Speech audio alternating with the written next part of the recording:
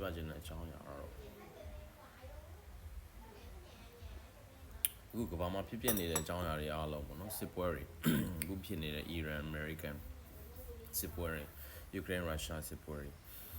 ဒီအခြေအနေတွေရရဟာကျွန်တော်တို့ကဘာစစ်ကြီးတစ်ထက်ကဘာစစ်ကြီးကိုဥတည်နေပြီလားဆိုတော့နဲ့ပတ်သက်ပြီးတော့ကျွန်တော်ပြောပြတော့ပါမယ်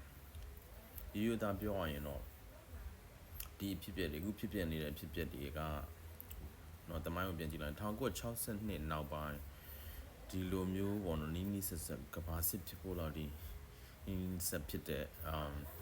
အဖြစ်ပြမျိုးမရှိခဲ့ဘူး1962နောက်ပိုင်းကနေစလို့ပေါ့နော်ဒီဟာကအခုလက်ရှိဖြစ်နေတဲ့အရာကအကြီးမားဆုံးလို့ပြောလို့ရပါတယ်1962နောက်ပိုင်းမှာ1962တော့ကျွန်တော်ကျူးဘားမှာเนาะအားလုံးပဲ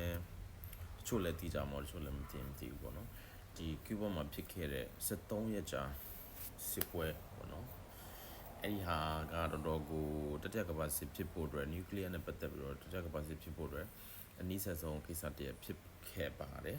အဲ့ဒါကအဲ့ဒီအကြောင်းလေးနဲ့ပြန်ပြောပြရမယ်ဆိုလို့ရှိရင်အမေရိကန်နဲ့ရုရှားဆိုဗီယက်ရုရှားနဲ့ကြားထဲမှာဖြစ်ခဲ့တဲ့အရာတစ်ခုပေါ့နော်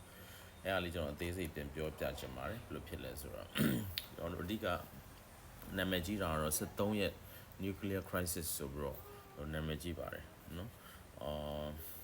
nuclear war မဖြစ်ဘူးပေါ့နော်ဒါပေမဲ့ဖြစ်ခါနီးပဲပေါ့ nuclear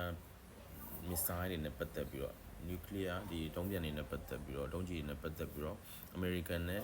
Soviet Russia ကြားထဲမှာဖြစ်ခဲ့တဲ့73ရက်ကြာကာလသူကစစ်မဖြစ်ခဲ့ဘူးဒါပေမဲ့အချိန်မီသူတို့ညှိနှိုင်းနိုင်ခဲ့ကြတယ်ပေါ့ဗျာအဲ့ဒီဟာကတော့ဘယ်သူလက်ထက်မှာလဲဆိုတော့